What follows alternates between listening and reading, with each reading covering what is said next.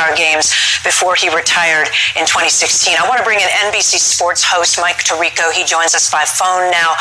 Mike, I don't think we can overstate what a legend Kobe Bryant was.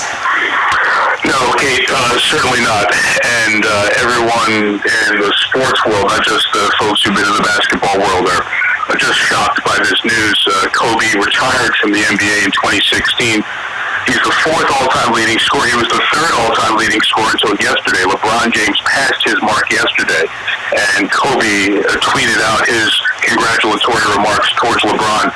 After that, he was with one of the marquee franchises in the NBA, the Los Angeles Lakers, and that allowed the Hollywood presence that you're talking about.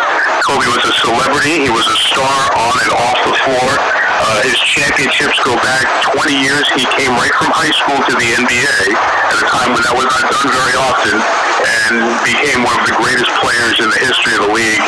This is a very close league. Its superstars and its leaders are in a very small, tight circle. Just this week, Kate, I was in New York at Radio City Music Hall, where they had an unbelievable gathering of basketball greats honoring the late David Stern, the commissioner who passed away on January 1st. And the community was still saddened by the commissioner's passing 25 days later. And this will only devastate all the basketball community and all the people who love sports, because Kobe Bryant truly was one of the great sportsmen of our generation. Mike, we don't know where the helicopter was coming from and going to at this point. It went down Calabasas, is near Malibu, California. I know he's been in the business world of late. He's got a number of projects. He's had a number of deals, I think, with Nike and others. Explain that. What has he been up to more recently? Sure. He retired in 2016, Kate, and even on the day of his final game that I had the chance to broadcast, he scored 60 points in that game, most that anybody scored in the NBA that year as an individual. Kobe was taking meetings that morning near his house, near his office, which was not near downtown Los Angeles yet. Because of the 20 years in LA and the notorious traffic in Los Angeles, Kobe, as he got later in his career, would commute from his home, where he had an office nearby, and would commute via helicopter downtown to Los Angeles, where they played at the Staples Center, or to do other things. So Kobe's helicopter has been in use for several years. Some had referred to it as Kobe One, a la Air Force One, his personal helicopter for commuting downtown to Los Angeles to avoid the traffic. So when I heard the news Kobe Bryant helicopter, he put together right away, that is something he had used often.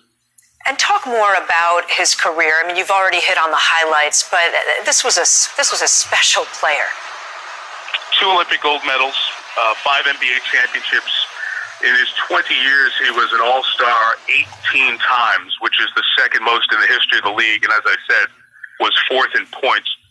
But those stats and accolades, extraordinary by any accounting, pale in comparison to the people who competed against Kobe. Kobe had a drive and a desire to compete unlike many athletes any of us have covered in many sports. It was the old, if his mom was there guarding the basket, he would go and attack the basket and go over his mom for a hoop. That was Kobe. He was nicknamed the Mamba, and it was known as a Mamba mentality. And you've seen him talk about it to many athletes in various sports, ranging from other NBA players to teammates to college basketball players and women's college basketball players of the current day. They all have been inspired and in some way pushed by Kobe Bryant's mentality to be that extra level of great. And you've been showing the pictures of Kobe here on the screen, and one of them is with his daughter. His daughter is one of the 4 daughters, was a very good young basketball player, and we've seen lots of shots at NBA games the last 2 years of Kobe talking basketball and other things with his daughter, and that's just one of many heartbreaking aspects of this unbelievable story. Unbelievable.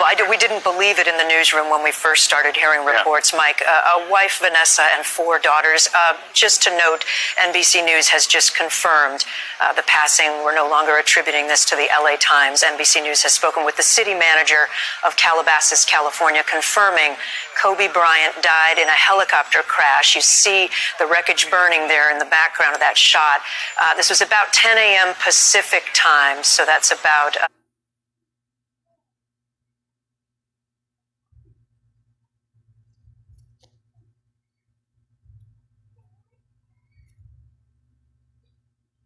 1 p.m. Eastern time today on a Sunday.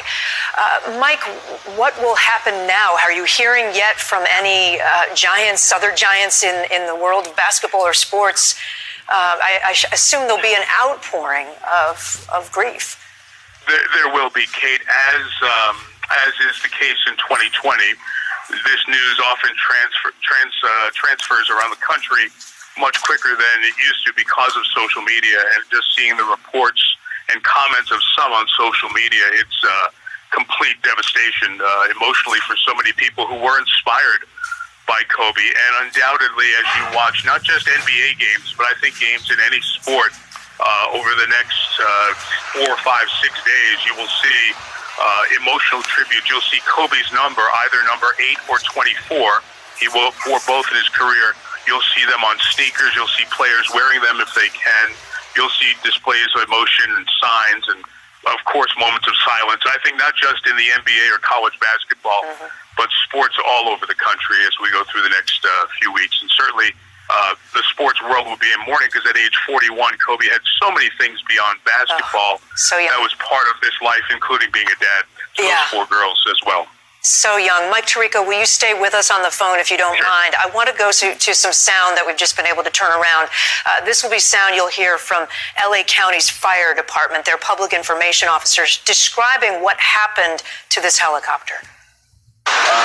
Still early on in this incident, we received a call just before 10 a.m. this morning, LA County Fire Dispatch, of an aircraft down here in the Malibu area right off of Los Virgenes, essentially Calabasas, right off of Los Virgenes Road here.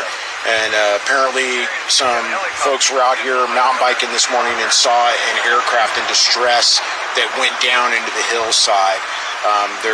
This was a helicopter. It's been confirmed that it was an S-76 Sikorsky helicopter, and unfortunately there were no survivors.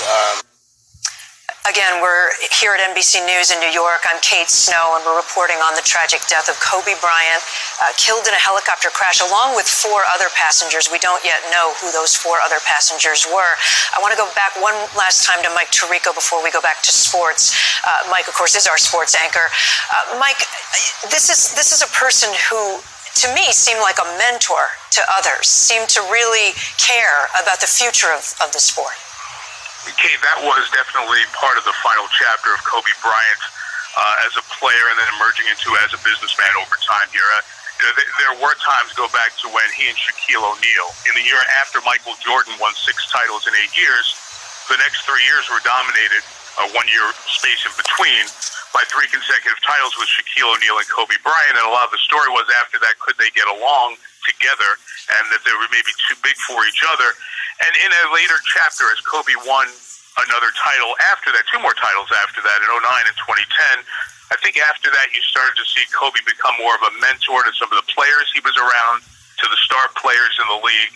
And certainly in this business venture that was the end of his career in post, Kobe was trying to help his people who touched him really as a platform to tell their story and to do good storytelling. He was involved in some media projects as well.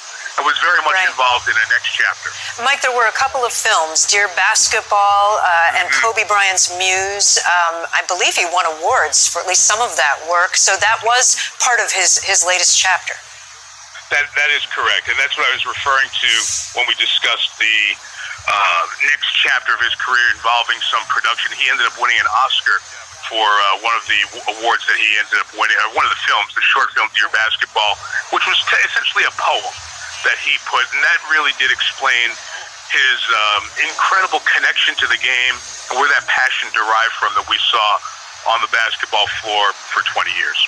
Mike Tirico, thank you for walking us through the pain today. Such a horrible news that we have to share with America. I appreciate you being with us on the phone. I know we'll see you again probably on Nightly News this evening. Thank you. Just to recap for those who are just joining us,